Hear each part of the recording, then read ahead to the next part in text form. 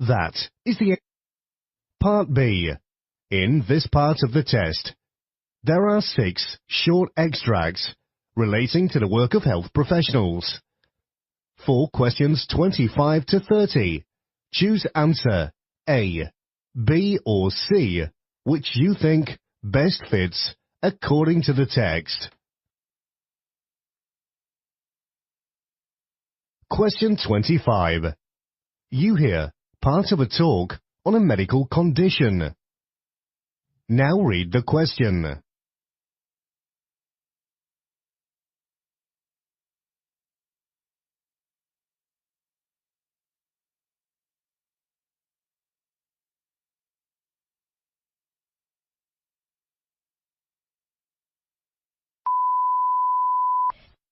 Autonomic dysfunction can be caused by a myriad of the following factors, and more than one can concur even in the same patient.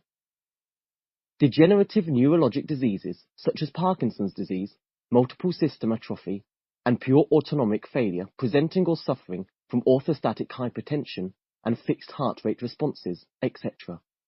An immune-mediated attack, either idiopathic or paraneoplastic, can be a source of focal or generalized autonomic dysfunction, as in Guillain-Barré syndrome, or an autoimmune autonomic ganglionopathy.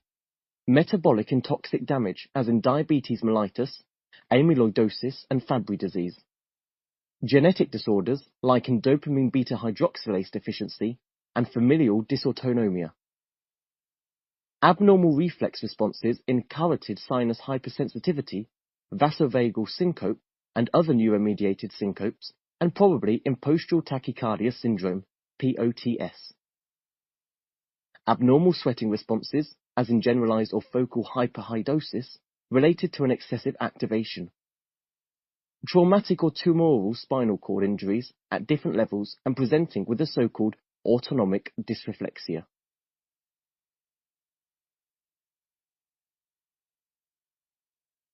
Question 26. You hear a plastic surgeon talking about aging. Now read the question.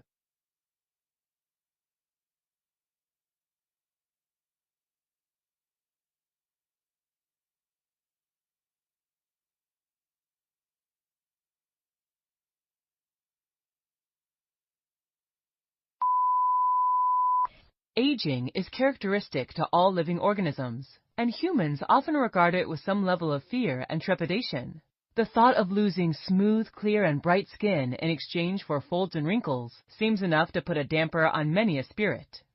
The good news is, a number of anti-aging procedures can be effective in ridding your skin of dullness and excess pigmentation as you grow older. When the process is completed by a certified surgeon, skin procedures such as lasers, chemical peels, facelifts, microdermabrasion, and several others can be used to improve the quality of your skin and combat the effects of aging.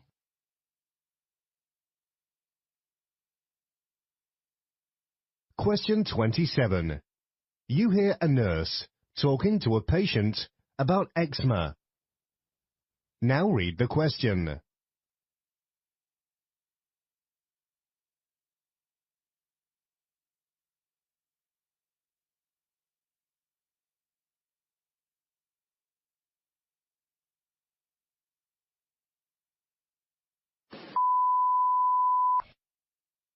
Yeah, I've brought my son in, and he has been scratching and has eczema on his hands and his arms, and it's been going on for a while now. I just don't know what to do. Oh, so I mean, have you been before previously? Have you got any information on the eczema, or? Not really, no. I thought it would go away. I thought it would be something that just a childhood thing, or just a temporary thing. It would grow out of it. But well, I mean, some people certainly it can seem like they grow out of it because it might be something they've suffered with as a child, and then could be a multitude of reasons why they don't have it as an adult. They could just grow out of it. It could be that you're using specific products, washing powder. It could be something that is aggravating the eczema. Okay. Then as people grow up, they tend to change their routine, and it doesn't affect it anymore. Certain soaps could be irritating that. What about people have told me food allergies can be a thing? I mean, I probably think that might makes sense because he's just started eating like, you know, solid foods and things like that. So. I mean, certainly people can have allergies towards a certain food. With regards to, you know, causing or aggravating eczema, something that you could look into further, but I personally don't think there's going to be anything that's going to be massively contributing to that. Okay.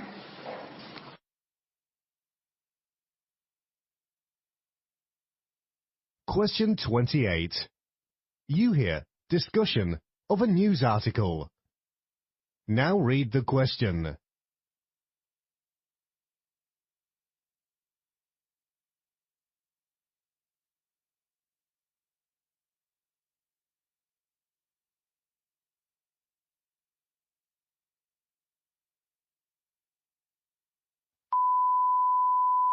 Well, this can't be right. Monkeypox? What's that? This article says that it's rare disease caused by the monkeypox virus. It usually originates in Central and West African countries, but there's been 2 cases in the UK so far. The article says that it spreads after close contact with infected people, and that the symptoms are usually fever, headache, muscle ache, backache, chills, fatigue, and swollen lymph nodes. Plus, a rash can develop that covers the sufferer's face and other parts of the body. It looks like they've contained the disease in the UK, and the 2 people who've got the disease aren't linked to one another, but both of them have recently been on trips to West Africa. Thankfully, transmission from infected people to the general population is extremely unlikely, and the 2 patients are getting the best care from some of the best tropical disease specialists in the world.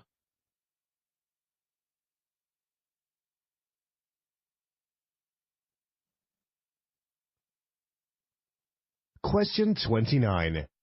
You hear discussions of a news report. Now read the question.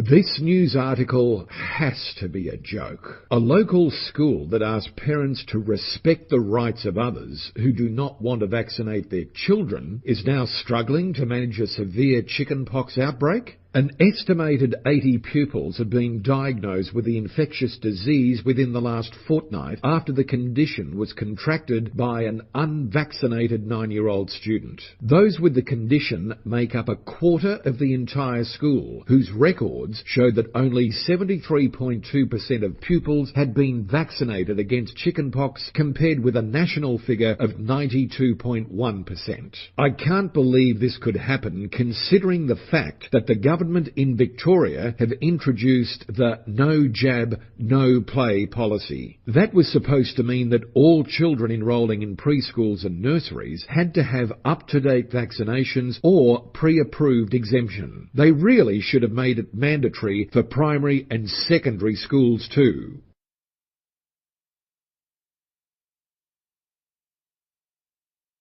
Question 30. You hear part of a GP consultation. Now read the question.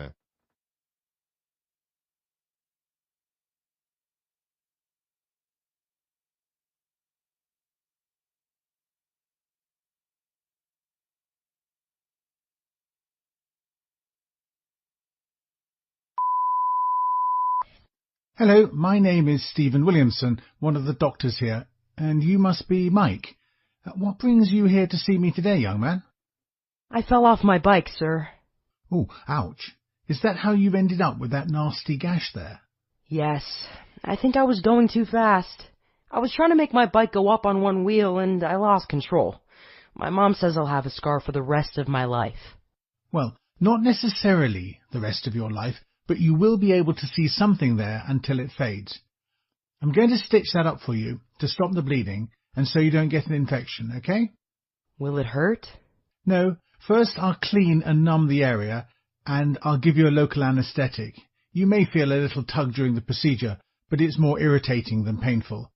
I'll also book you in an appointment to come back in 7 to 14 days to have them removed. It would have healed by then.